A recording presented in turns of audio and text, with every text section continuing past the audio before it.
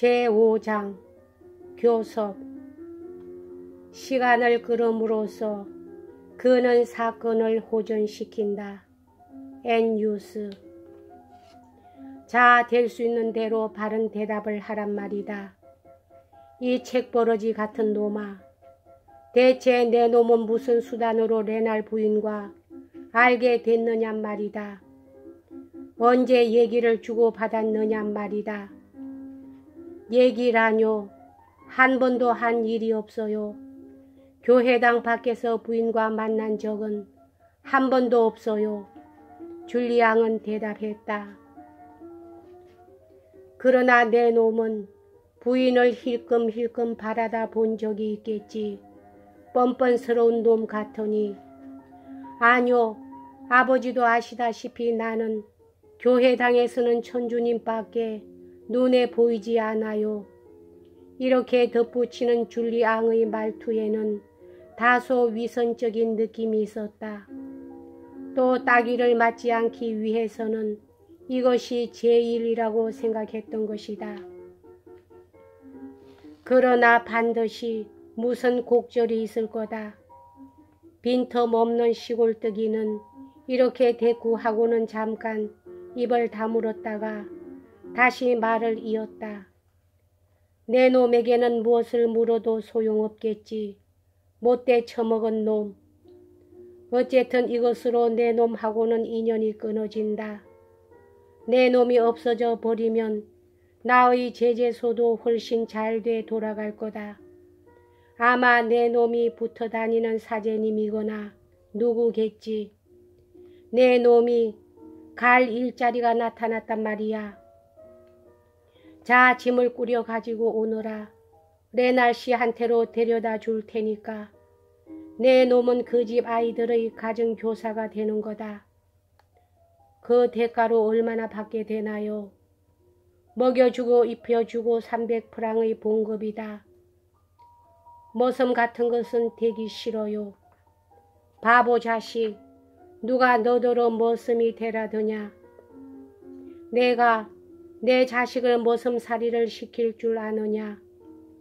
그렇지만 나는 누구와 식사를 하게 되느냐 말이에요. 이 질문에는 소렐 영감도 말문이 막혔다. 떠드는 동안에 무엇인가 잘못을 저지른 것만 같은 생각이 들었다. 그는 줄리앙에게 짜증이 발칵 났다. 먹보, 먹충이라고 욕설을 실컷 퍼붓고 나서 줄리앙을 남겨두고 큰 아들들과 의논하려 갔다. 한참 후 줄리앙은 그들이 제각각 도끼, 자루를 짚고 서서 의논하는 것을 보았다. 오랫동안 그들을 빤히 바라다 보고 있었지만 도무지 추측을 할 수가 없기 때문에 줄리앙은 들키지 않도록 제재소 저쪽으로 돌아가서 주저앉았다. 그는 자기의 운명을 확 바꿔놓을 뜻밖의 일에 대해서 곰곰이 생각하려 했지만 공연히 마음이 들뜨기만 하는 것을 깨달았다. 그의 상상력은 오로지 레날 씨의 아름다운 저택에서 볼 수 있을 이것저것을 눈앞에 그려보는 것이 고작이었다. 하인들과 함께 식사를 할 바에야 오히려 이것을 깨끗이 거절하는 편이 낫다. 그는 마음속으로 이렇게 다짐했다. 아버지는 강제로 보내려고 하겠지. 죽는 편이 낫지. 15프랑 8수의 저금이 있다. 오늘 밤 도망치자. 헌병에게 들킬 걱정이 없는 새끼를 따라서 이틀만 가면 부장송에 다다를 수가 있다. 그곳에서 군대에 입대하여 필요하다면 스위스에라도 가자. 그러나 그렇게 되면 입신 출세의 소망도 사라진다. 야심도 버리지 않으면 안 된다.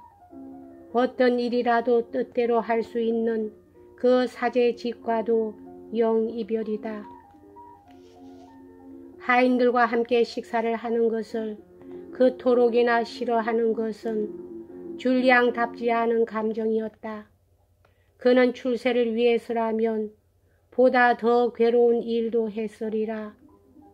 그는 루소의 고백록에서 그러한 혐오를 배운 것이었다. 고백록은 그의 상상력을 도와 세상을 눈앞에 그려내게 하는 유일한 책이었다.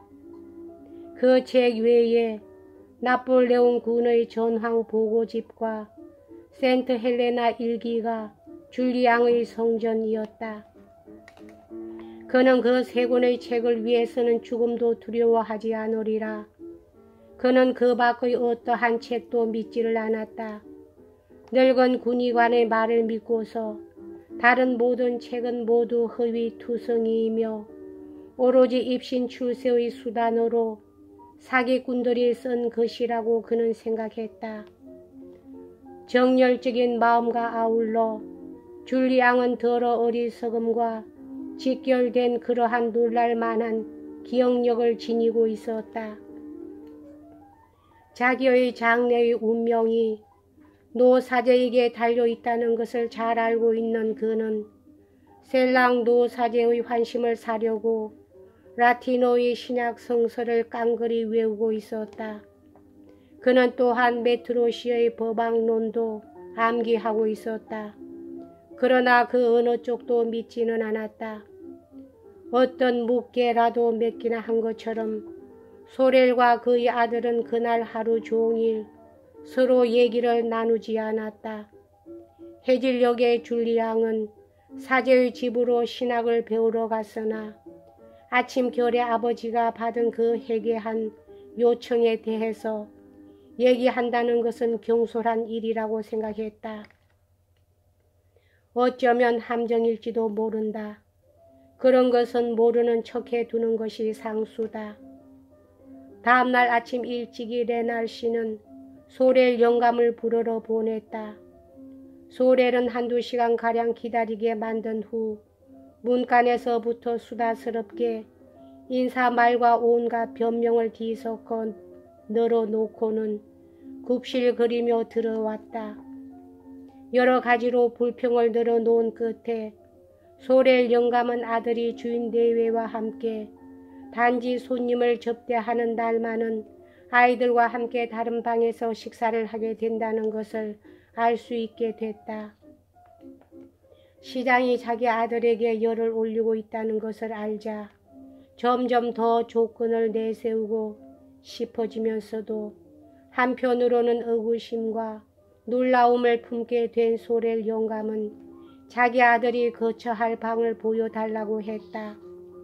그것은 아주 산뜻하게 치장한 커다란 방이었는데 벌써 세 아이들의 침대가 운반돼 들어가고 있는 중이었다. 그 광경은 늙은 시골뜨기에게는 한 줄기의 광명이었다. 그는 이내 마음을 푹 놓고 아들이 입을 옷을 보여달라고 졸랐다. 레날 씨는 서랍을 열고 100프랑을 꺼냈다. 이 돈으로 아드님에게 두량씨가 하는 양복점에 가서 검은 양복을 맞추어 입도록 일러주시오. 그렇다면 그 애가 댁에서 물러나올 경우에도 그 검은 양복은 그냥 그 애가 가져도 괜찮겠죠.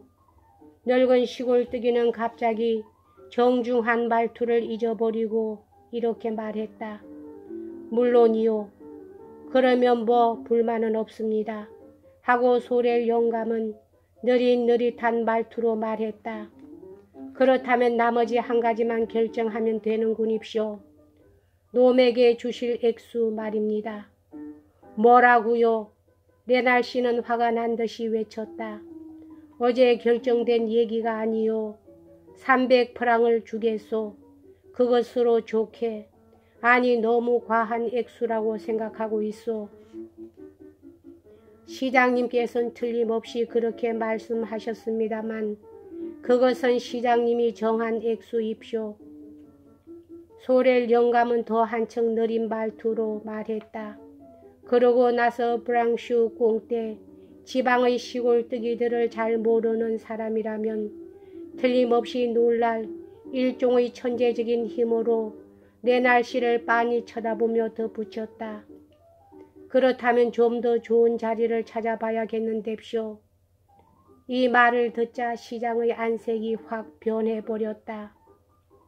이었고 평정을 되찾기는 했으나 한마디도 빈틈이 없는 회담을 2시간이나 끈 결과 결국에 가서는 시골뜨기 소렐 영감의 교활스러움이 부자의 교활함을 제압하고 말았다. 뭐니 해도 부자는 살아가기 위해 교활한 재주를 부릴 필요가 없는 것이다. 줄리앙의 새 생활을 규정하는 많은 사항들이 모조리 결정됐다. 그의 급료는 400프랑으로 정해졌을 뿐만 아니라 매달 초 하룻날 미리 지불하기로 결정되었다. 조소 한 달에 35프랑씩 주기로 하지 하고 레날 씨는 말했다. 돈이 많으시고 너그러우신 시장님이시라 잔돈을 셈할 필요 없게 한 달에 36프랑까지는 주시겠습죠 하고 영감은 간사스럽게 말했다. 좋소. 이제 그 얘긴 그만하자고.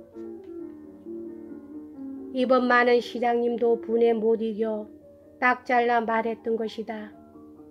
영감은 그 이상 밀고 나가다가는 위태롭다고 생각했다. 이렇게 되면 이번엔 레날 씨가 공세를 취할 판이었다. 소렐 영감은 아들 대신 첫날 봉급인 36프랑을 받으려고 애를 태웠으나 레날 씨는 절대로 주려고 하지 않았다. 시장은 이번 교섭에서 자기가 한 역할을 아내에게 말해주지 않으면 안 된다는 것을 상기한 것이다. 좀 전에 준 100프랑을 돌려주구려 레날 씨는 못마땅한 듯이 말했다. 듀랑은 내게 빚이 있소. 내가 아드님을 데리고 가서 검은 옷을 맞춰주겠소. 상대방이 이렇듯이 강하게 나오자 소렐도 다시 조심스러워져서 공손한 말을 늘어놓았는데 아무튼 그것이 조이 15분은 걸렸다. 이윽고 그 이상은 울겨낼 길이 없다는 것을 분명히 깨닫자 그는 물러나왔다. 마지막 인사는 다음과 같은 말로 맺어졌다. 곧 아들 놈을 큰 댁으로 보내드리겠습니다요. 여기까지 하겠습니다.